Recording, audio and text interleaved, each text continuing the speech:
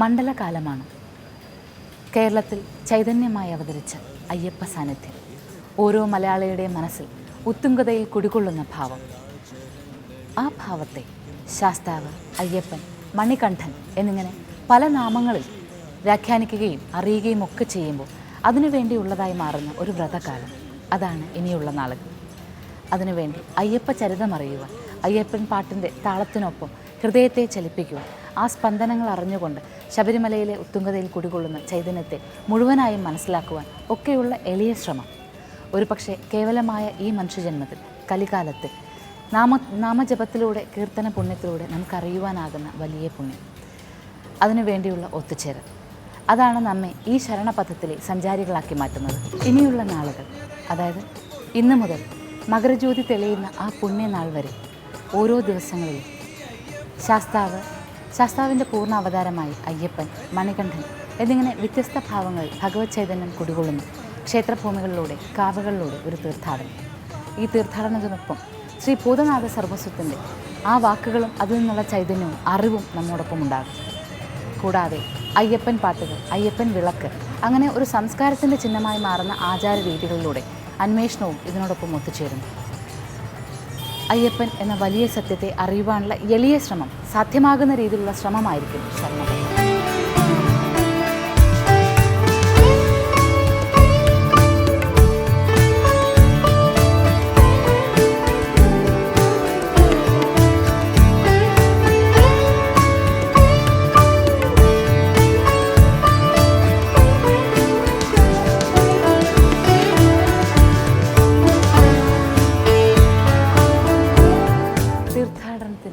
വഴികളിലൂടെ സഞ്ചരിക്കുവാൻ നിയുക്തരായ നാം എത്തി നിൽക്കുന്നത് കേരളത്തിൻ്റെ തലസ്ഥാന നഗരിയിലാണ്, തിരുവനന്തപുരം ജില്ലയിൽ റെയിൽവേ സ്റ്റേഷനും ബസ് സ്റ്റാൻഡിനും വളരെ അടുത്ത് കഷ്ടിച്ച് 1 കിലോമീറ്റർ മാത്രം യാത്ര ചെയ്താൽ നമുക്ക് എത്താവുന്നൊരു പ്രദേശമാണ് തൈക്കാട്. തൈക്കാടിൻ്റെ ഒരു നഗര രൂപത്തിൽ നിന്ന് തൈക്കാട് നാം എത്തിക്കഴിഞ്ഞാൽ ഏറെ പ്രസിദ്ധങ്ങളായ ധാരാളം സ്ഥാപനങ്ങളും, സ്വാതിരുന്നാൾ മ്യൂസിക് കോളേജ്, ഗാന്ധി ഭവൻ തുടങ്ങി നിരവധി ചരിത്രപ്രസിദ്ധമായിട്ടുള്ള സ്ഥാപനങ്ങളും ഒക്കെയുള്ളൊരു മേഖലയാണ് തൈക്കാട്. തൈക്കാട് നാം എത്തിക്കഴിഞ്ഞാൽ നമുക്ക് ഉയർന്നു കാണുന്ന രാജഗോപുരത്തോടു കൂടി നമ്മെ ക്ഷണിക്കുന്ന ധർമ്മശാസ്താ ക്ഷേത്രം കാണാം. ആ വഴികളിലൂടെ സഞ്ചരിച്ച് നാം എത്തി നിൽക്കുന്നു ക്ഷേത്രത്തിൻ്റെ തിരുമുന്നിൽ. ഇത് തൈക്കാട് ധർമ്മശാസ്താ ക്ഷേത്രം.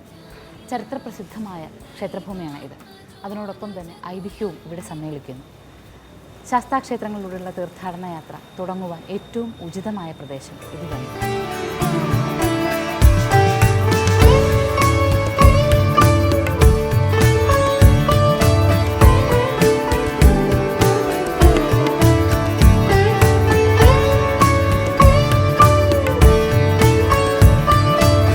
ശരണമയ്യപ്പ മന്ത്രങ്ങൾക്കൊപ്പം ഇനി തൈക്കാട് ശ്രീ ധർമ്മശാസ്താ ക്ഷേത്രത്തിൻ്റെ നാലമ്പലത്തിലെ കാഴ്ചകൾ കാണാം നമുക്ക്.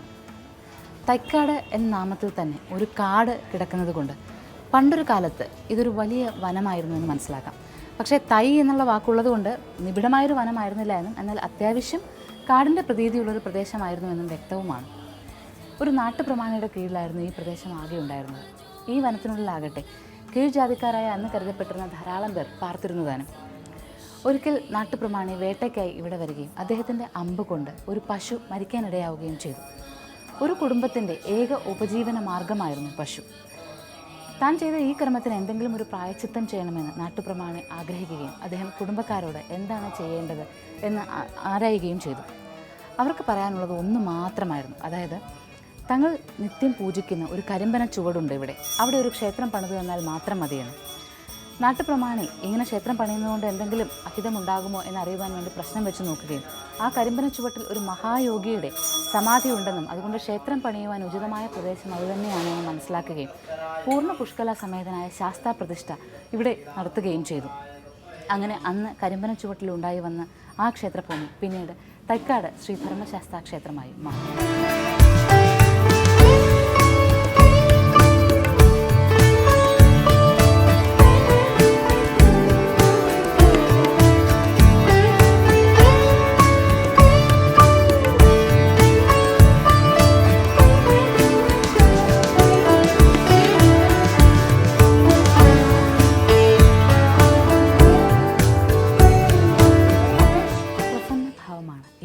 ധർമ്മശാസ്താവിന്.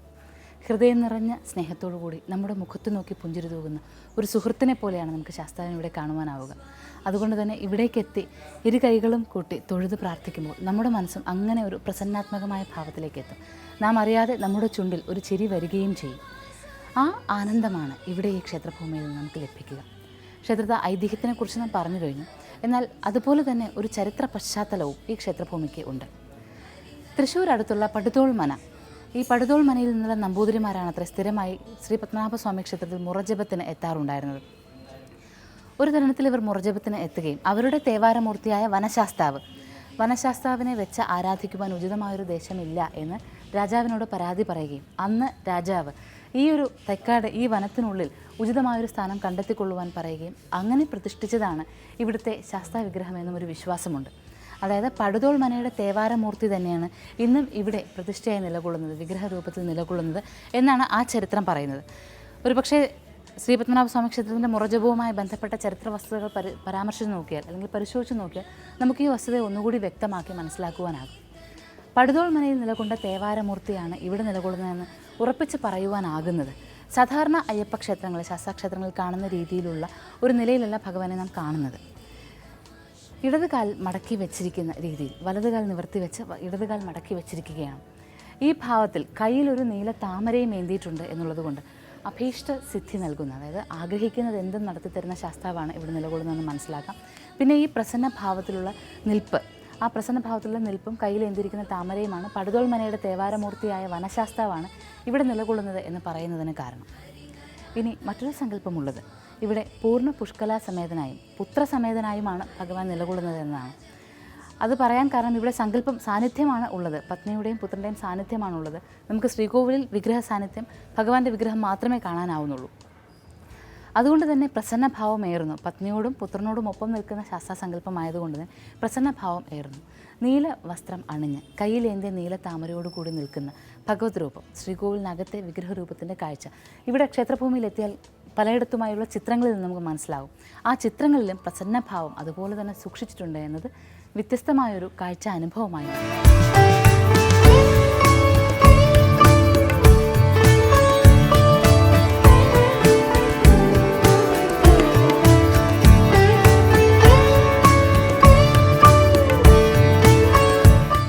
അയ്യപ്പ ക്ഷേത്രങ്ങളിൽ പതിവുള്ള എല്ലാ ആചാരങ്ങളും എല്ലാ വിശേഷ ദിവസങ്ങളും ഇവിടെയും പതിവുണ്ട് എങ്കിലും ശനിയാഴ്ച ദിവസത്തിലെ നീരാഞ്ജനത്തിന് ഒരല്പം പ്രാധാന്യമേറുന്നു.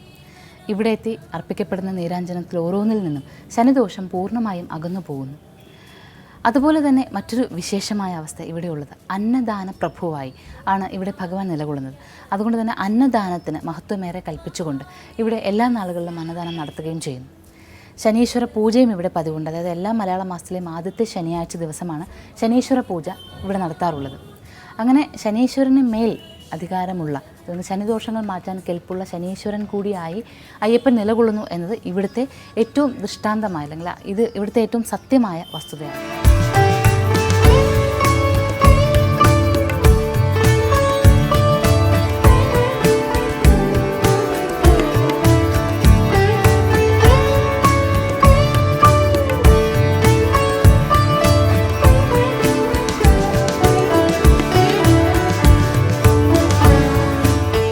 പടുതോൾ മനയിലെ തേവാരമൂർത്തി ഇന്ന് പ്രസിദ്ധരും പ്രമുഖരുമായ നിരവധി പേരുടെ മനസ്സിൻ്റെയും കർമ്മത്തിൻ്റെയും നേതൃത്വം നൽകുന്ന, അവർക്ക് വേണ്ടുന്ന അനുഗ്രഹങ്ങളെല്ലാം ചൊരിയുന്ന തേവാരമൂർത്തി തന്നെയാണ്.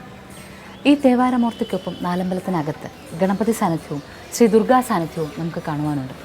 എന്നാൽ ഈ ക്ഷേത്രഭൂമിയിൽ എത്തുന്നവർക്ക് മറ്റൊരു പ്രധാനമായൊരു കാര്യം അറിയാനുള്ളത്, എല്ലാ ഈശ്വരമൂർത്തികളും, പ്രധാനപ്പെട്ട എല്ലാ ഈശ്വരമൂർത്തികളും സാന്നിധ്യമരുളുന്ന ഒരു ക്ഷേത്രഭൂമിയിലാണ് നാം എത്തിയിട്ടുള്ളത് എന്ന് ഉറപ്പിക്കാം.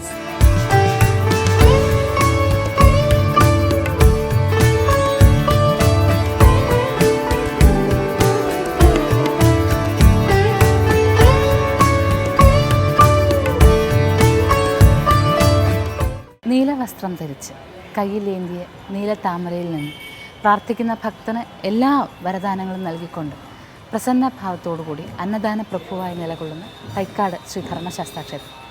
കിഴക്കോട്ട് ആണ് ദർശനത്തിൽ ഭഗവാൻ നിലകൊള്ളുന്നത് എങ്കിൽ ക്ഷേത്രഭൂമിക്ക് ഭഗവാൻ ദർശനമായി നിലകൊള്ളുന്ന നേരെ നടക്കെ ഇരുവശങ്ങളിലുമായി മഹാവിഷ്ണുവും മഹാദേവനും സാന്നിധ്യമാകുന്നു. മഹാവിഷ്ണു സാന്നിധ്യവും മഹാദേവ സാന്നിധ്യവും ഇരുവശങ്ങളിൽ എന്ന് പറയുമ്പോൾ ഇരുവരും പടിഞ്ഞാറോട്ടാണ് ദർശനമായിരിക്കുന്നത്. അതായത് പുത്രവാത്സല്യത്തോടുകൂടി നോക്കിയിരിക്കുകയാണ് മാതാവും പിതാവും എന്ന് സങ്കല്പിക്കാം. അയ്യപ്പൻ എന്ന വിശ്വാസത്തെക്കുറിച്ച് പറയുകയാണെങ്കിൽ അത് അങ്ങനെ തന്നെയാണല്ലോ വരുന്നത്. അയ്യനും അപ്പനും ചേരുമ്പോഴാണ് അയ്യപ്പനായി മാറുന്നത്. അങ്ങനെ മഹാദേവ സാന്നിധ്യവും മഹാവിഷ്ണു സാന്നിധ്യവുമുള്ള ഇരു ശ്രീകോവിലുകൾക്കും മധ്യേ ആ വാത്സല്യമെല്ലാം ഏറ്റുവാങ്ങുന്ന പ്രസന്ന ഭാവത്തോടു കൂടി ധർമ്മശാസ്താവ് നിലകൊള്ളുന്നു.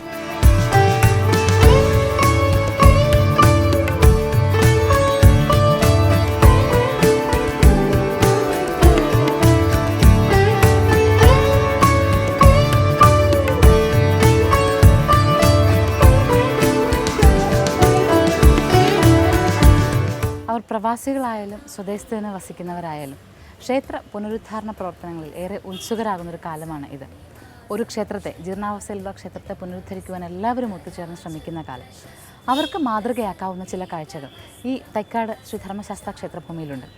അതായത് ക്ഷേത്രത്തെ വലം വയ്ക്കുമ്പോൾ, മഹാവിഷ്ണു ദർശനം ലഭിച്ച് നാം ക്ഷേത്രത്തെ വലം വയ്ക്കുവാൻ ഒരുങ്ങുമ്പോൾ സർപ്പ സാന്നിധ്യമുള്ള പ്രദേശത്തേക്ക് നമ്മെ നയിക്കുന്ന വഴിയുടെ ഒരു വശത്ത് മുഴുവനും ധാരാളം ചെടികളാണ്. ധാരാളം വൃക്ഷങ്ങൾ നട്ടുപിടിപ്പിച്ചിരിക്കുന്നത് നമുക്ക് കാണാം. അതൊരു നന്ദാവനം എന്നുള്ള അവസ്ഥ തന്നെ ഇവിടെ സൃഷ്ടിച്ചിരിക്കുന്നു. ഔഷധ സസ്യങ്ങളും ധാരാളമായുണ്ട്. ചെറിയ ജലാശയവും അതിൽ വിടർന്നു നിൽക്കുന്ന നീല ആമ്പലും ഒക്കെ ഈ ക്ഷേത്ര വിശ്വാസവുമായി ഏറെ ചേർന്ന് നിൽക്കുകയും ചെയ്യുന്നു. അങ്ങനെ ധാരാളം ചെടികളും നീല ജലാശയവും ഒക്കെ കണ്ടുകൊണ്ട് നാം സർപ്പസാന്നിധ്യത്തിന് മുന്നിലെത്തുമ്പോഴേക്കും കാവ് എന്ന പ്രതീതി, അതിൻ്റെ എല്ലാ അർത്ഥത്തിലും ഉൾക്കൊള്ളുവാനുള്ള പ്രാപ്തി നമ്മുടെ മനസ്സിന് വന്നു കഴിഞ്ഞിരിക്കും.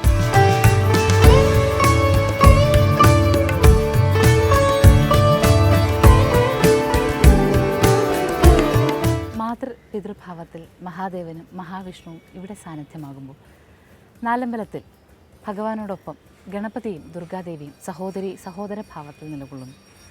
എന്നാൽ അതുപോലെ തന്നെ സർപ്പസാന്നിധ്യ ദർശനം കഴിഞ്ഞ് വീണ്ടും നാം മുന്നോട്ട് നടന്നെത്തുമ്പോൾ മയിൽ വാഹനത്തെ കാണുന്നൊരു ശ്രീകോവിലിന് മുന്നിലെത്തുന്നു. അവിടെ ശ്രീ മുരുകനാണ് സാന്നിധ്യമാകുന്നത് എന്ന് നമുക്ക് നിസ്സംശയം പറയാനാകും. അങ്ങനെ എല്ലാ ഈശ്വരമൂർത്തികളും ഇവിടെ ഒത്തുചേരുമ്പോൾ ധാരാളം വൃക്ഷങ്ങളുള്ള ഈ ക്ഷേത്രഭൂമിയിൽ ഒരു വൃക്ഷത്തിന് സവിശേഷമായ പ്രാധാന്യം കൊടുക്കുന്നത് കാണും. അത് കൂവളമാണ്. ശിവചൈതന്യമുള്ള വൃക്ഷം. അവിടെ ധാരാളം ഭക്തർ വന്ന് വലം വയ്ക്കുന്നതും അതുപോലെ തന്നെ ശബരിമലയ്ക്ക് പോകുന്നതിന് മുൻപും പോയി വന്നതിന് ശേഷം മാല ഊരി വയ്ക്കുന്നതുമൊക്കെ ഇവിടെയാണെന്ന് കാണാം. അങ്ങനെ വൃക്ഷത്തിന് പ്രാധാന്യം നൽകുന്ന ക്ഷേത്രഭൂമിയിൽ ഇനിയും സവിശേഷമായ പ്രതിഷ്ഠകളുണ്ട്.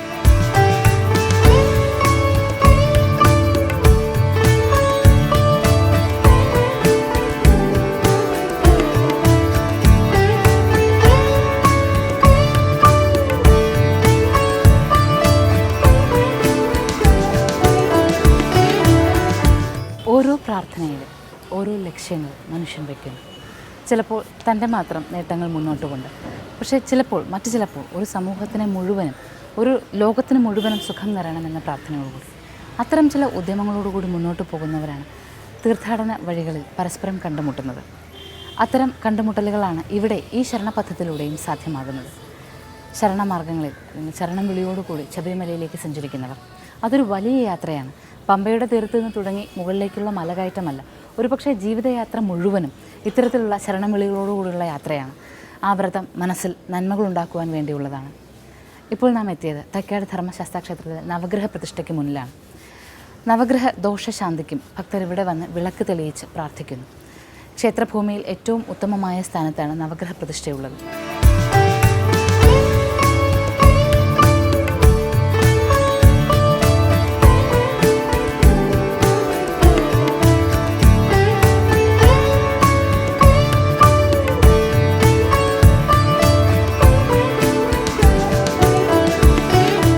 നവഗ്രഹ പ്രതിഷ്ഠയോടൊപ്പം തന്നെ മറ്റൊരു പ്രതിഷ്ഠാവിശേഷവും ഇവിടെയുണ്ട്. അതായത് മഹാദേവ സാന്നിധ്യത്തിന് അരികിലായി ആഞ്ജനേയ സാന്നിധ്യം. പ്രത്യക്ഷഭാവമുള്ള ആഞ്ജനേയനാണ് ഇവിടെയുള്ളത്. അതായത് വിളിച്ചാൽ വിളികേൽക്കുന്ന മൂർത്തി എന്നർത്ഥം. വിഗ്രഹമാകെ വെണ്ണ പൂശിയിട്ടുള്ള ആ ഒരു ദിവ്യമായ ദർശന സൗഭാഗ്യം. അത് വ്യാഴാഴ്ച ദിവസങ്ങളാണ് ഇവിടെ ഏറ്റവും കൂടുതലായി ആഞ്ജനേയനുള്ള പൂജകളും വെറ്റിലമാല ചാർത്തലും വടമാല ചാർത്തലും ഒക്കെ ഉള്ളത്. ഭയമില്ലാതെയാകുന്ന അവസ്ഥ. അതുമാത്രമല്ല, ഭക്തിയിലൂടെ എങ്ങനെ ശ്രേഷ്ഠമായൊരു ജീവിതം നയിക്കാം എന്നുള്ളതിൻ്റെ ഉത്തമ ഉദാഹരണമായി ശ്രീ ഹനുമാൻ ആഞ്ജനേയ സാന്നിധ്യവും ഈ ക്ഷേത്രഭൂമിയിൽ ഉണ്ടാവുന്നു.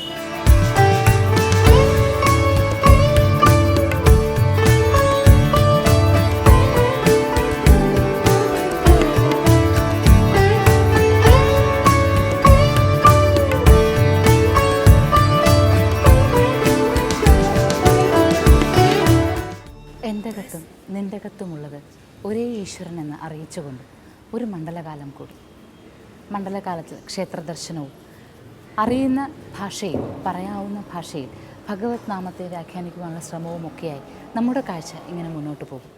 പക്ഷേ ഓരോ ശരണം വിളിയിൽ നിന്നും ഓരോ നന്മയുടെ സ്പന്ദനങ്ങൾ ഹൃദയത്തിലേക്ക് വീണ്ടും വീണ്ടും തെളിഞ്ഞു വരട്ടെ എന്ന്, ഹൃദയത്തിൽ കത്തി നിൽക്കുന്ന നല്ല ദീപങ്ങളെ കണ്ടെത്തുവാൻ, ആ ദീപങ്ങളിൽ നിന്ന് പരസ്പരം മനസ്സിലാക്കുവാൻ ഏവർക്കും ആകട്ടെ എന്ന്, ഓരോ ക്ഷേത്രഭൂമികളിൽ നിന്ന് ലഭിക്കുന്ന പുണ്യം മുഴുവനും ഈ ലോകത്തിന് മുഴുവനും സുഖം നിറയ്ക്കാനുള്ളതാകട്ടെ എന്നും പ്രാർത്ഥിച്ചുകൊണ്ട് നമസ്കാരം.